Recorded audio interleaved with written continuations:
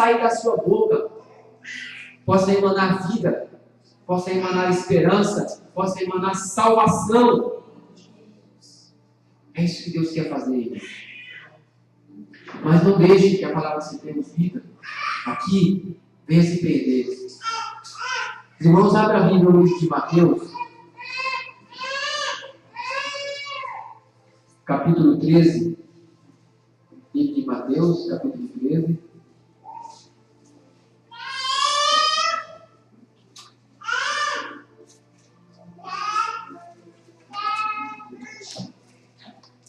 A partir do verso 19.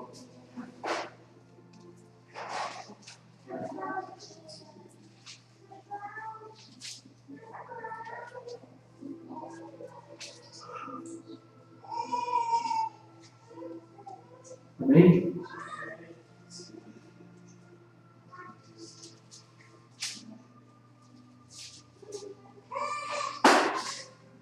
Diz assim, é aqui a explicação da parábola do semeador.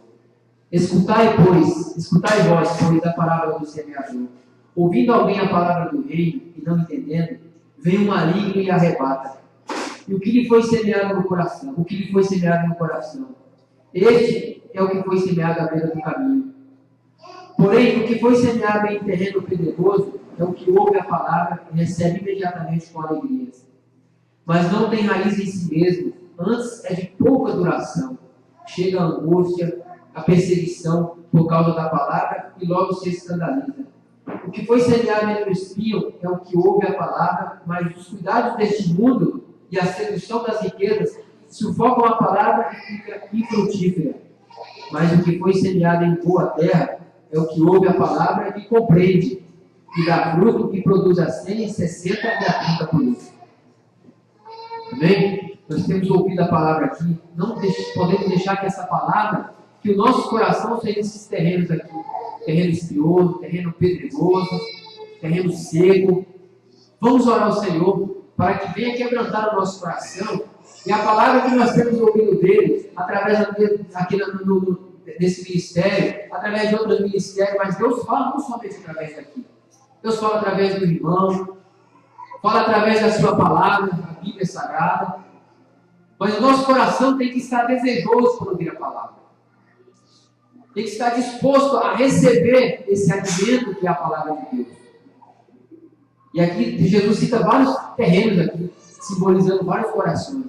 Terreno pedregoso, terreno espinhoso, onde a palavra é sufocada pela riqueza, pelas belezas desse mundo, por aquilo que os nossos olhos têm alcançado. Nossos olhos veem muitas coisas, e muitas vezes essas coisas entram através dos nossos olhos e caem em nossos corações. E aí, a palavra que você ouviu muitas vezes no sábado, no domingo, durante a semana, uma ministração numa rádio, ela se torna infrutífera, porque a mensagem que você ouviu de fora, às vezes é mais forte e maior do que a mensagem que você tem ouvido. Então, quer dizer, prepare o seu coração, seja receptivo, desejoso, eu quero. Eu desejo, Senhor, alcançar essa bênção, esta mudança, transformação. Eu desejo ser sim um vaso para que o Senhor venha usar, para que o Senhor venha falar. Eu desejo estar com o Senhor. Eu desejo contemplar essa glória que o Senhor revela através da sua palavra. Essa oração temos que ter a cada dia das nossas vidas. É isso assim, você está preparando o terreno do seu coração, para que quando a palavra de Deus for semeada, ela vai dar fruto. Ela vai causar em nós, se nós prepararmos o nosso coração, ela vai causar em nós transformação do nosso caráter, da nossa personalidade, dos nossos sentimentos. Vai causar essa transformação. Né?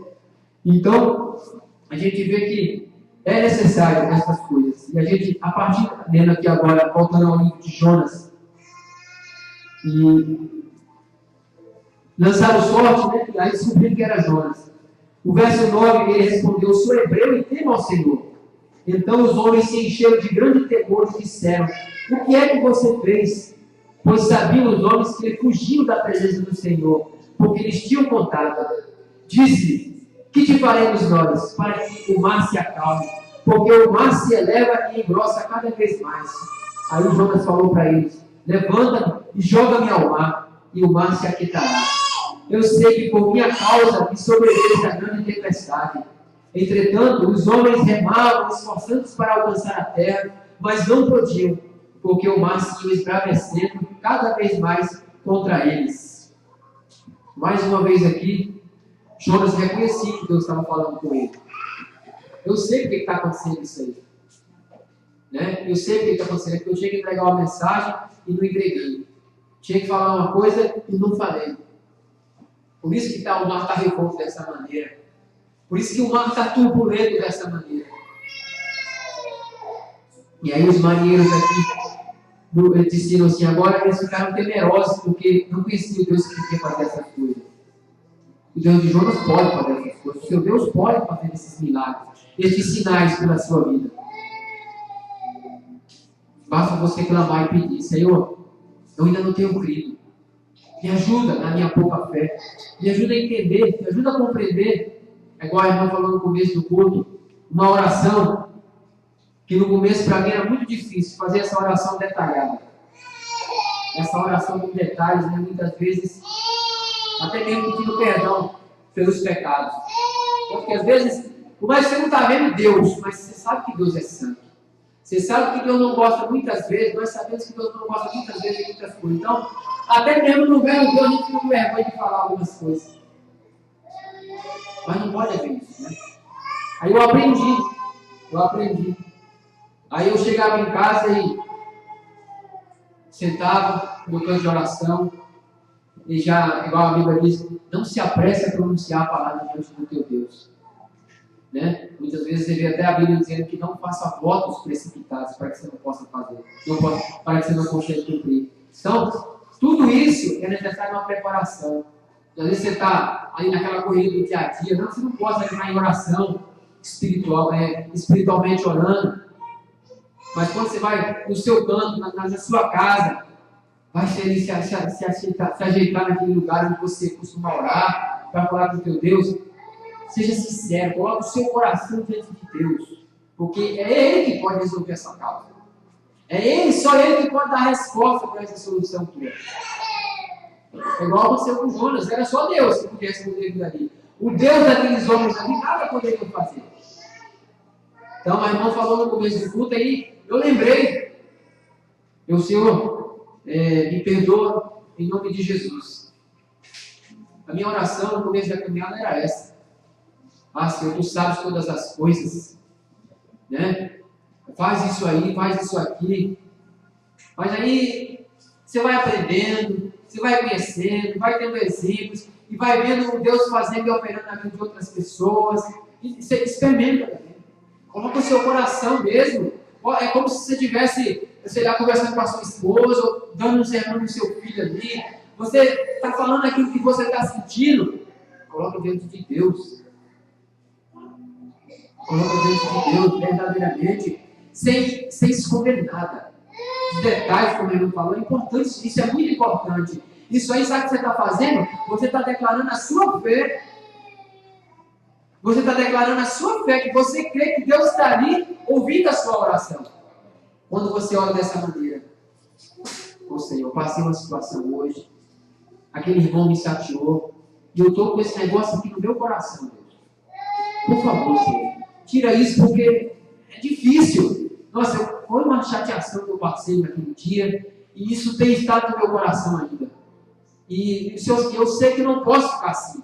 Mas não estou tendo força para fazer isso, para fazer esse perdão ser liberado no meu coração, esse tristeza, nem é necessário um perdão, porque no seu, a situação pode ter ocorrido, se ocorreu, se ocorrer ainda. Mas às vezes é uma tristeza que está no coração, por causa de uma situação que aconteceu. Então fala tudo. Aproveita essa oportunidade que não tem vida, só você e o Senhor, né? E bota aqui agora naquele lugar. Olha, está acontecendo isso, Senhor. Na área financeira. Está acontecendo, eu não sei fazer isso, Deus. Eu não sei fazer isso. E eu me ensina. Me fala o que eu vou fazer. Como é que é? Porque eu quero participar. E Deus vai mover a mão. Quando Ele vê assim sentado no nosso coração, Ele vai começar a trabalhar nessa área. Amém? Então, a partir do verso 14, eles disseram, ele clamaram ao Senhor, o Senhor, aí eles, os homens do barco, né? Então clamaram ao Senhor, que é o Senhor de Jonas, né? Ó Senhor, nós te rogamos, não nos deixe perecer e não ponha sobre nós o sangue inocente, porque tu, Senhor, fizeste o que te aprouve. Então agora ele já estava reconhecendo, porque o Deus que eles serviam não fazia essas coisas. O Deus que eles serviam não fazia essas coisas. Mas quando apareceu alguém lá que tinha autoridade, que conhecia Deus verdadeiramente e falou assim seja, aqueles que não tinham Deus vão saber que existe Deus na sua vida. Amém. Entendeu? E aqueles não sabiam. Nossa, mas que Deus é esse? Eu nunca vi falar que o meu Deus fazia esse tipo de coisa. Ele fazia outras coisas, os negócios aqui, mas tão grande assim, um barco lá desse jeito, de arrebentar a onda e mar e tudo. Mas o Deus que tem na sua vida, o Deus que está na sua vida, ele vai se manifestar e vai falar na vida desse homem de Deus. Porque ele deu uma palavra e assim se cumpriu. Essa palavra foi batata. Batata. Porque o homem falou, o homem de Deus falou e assim se cumpriu. A mulher de Deus falou e assim foi. Então é necessário essa separação, essa distinção de deuses, né? É como Deus às vezes coloca um povo numa nação. Deus, eu já falei aqui várias vezes, eu gosto sempre de falar porque eu acho linda essa história de Israel. Deus queria que Israel manifestasse a glória dele diante de todas as nações da terra.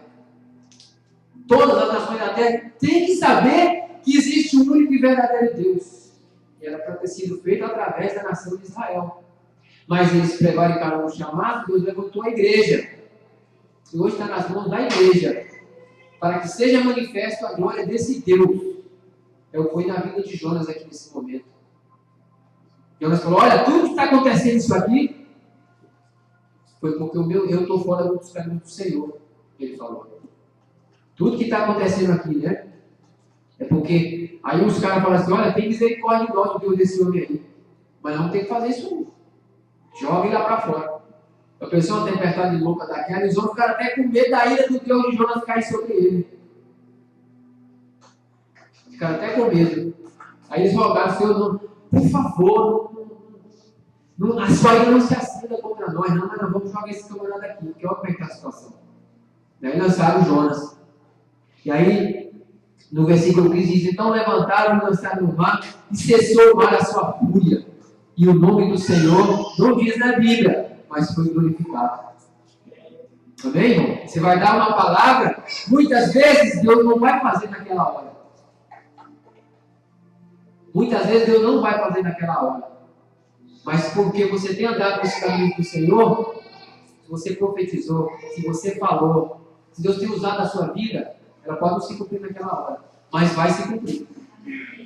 E aí sim, vai acontecer duas coisas. Deus vai honrar você, Deus vai te honrar, porque vai falar assim, verdadeiramente aconteceu mesmo o que a irmã falou, verdadeiramente aconteceu o que o irmão falou. Glórias ao Deus daquela irmã. Deus é fiel, Deus é fiel. Amém. Então é isso que Deus quer fazer através da nossa vida. Mas aí, né, pela misericórdia, aí no verso 16, entenderam, pois, esses homens do Senhor com grande temor e ofereceram sacrifícios ao Senhor e fizeram votos. Imagina só, um povo que nem conhecia o Deus de Jonas. Nem conhecia o Deus de Jonas, como a gente já viu na história aqui. Mas ofereceram sacrifícios a ele, porque ficaram com medo da ira dele vir sobre eles. Deus quer usar a nossa vida. Deus quer usar a igreja para que povos lá fora venham entender que não existe outro caminho, não existe outra vida, não existe salvação fora de Cristo Jesus. Não existe. Eu sou o caminho, sou a verdade, sou a vida, disse Jesus Cristo, o Filho do Deus vivo. Então, quer dizer, essas pessoas que não reconhecem vão ter que reconhecer quando a igreja se manifestar, quando a igreja pegar, evangelizar, pregar, anunciar o Evangelho. A igreja vai ter, esses vão ter que reconhecer que Jesus Cristo, sim, esse sim é Deus. Né? Foi o que aconteceu aqui. Aí, Deus enviou um peixe grande, essa história aqui, irmãos, conhecem, né? Enviou um peixe grande que tragou a Jonas a misericórdia de Deus. A gente reconhece através da vida desse peixe. Então, quando Deus tiver uma mensagem, Ele vai entregar. Ele vai entregar essa mensagem. Custe que custar, Ele vai entregar a mensagem. Jonas não queria ir na primeira instância. Deus balançou o barco, fez aquela tempestade toda, para que esse Jonas notasse. Jonas foi dormir, ficou quietinho. Mas aí tiraram sorte, descobriram que era Jonas. E não teve jeito. Eu joguei no mar e o peixe veio, ó, papou Jonas. Fala assim, obedeça a Deus, irmão. Amém. Aí fala para o seu irmão, obedeça a Deus, irmão. Obedeça a Deus, irmão. Para o peixe não te comer. Aí. E aí a gente vê, depois dessa grande, tremenda maravilha que Deus operou, aí o profeta, né, agora sim, depois que ele viu que não tinha saído, ele caiu na boca do peixe. Dentro do peixe, ele fez uma oração linda.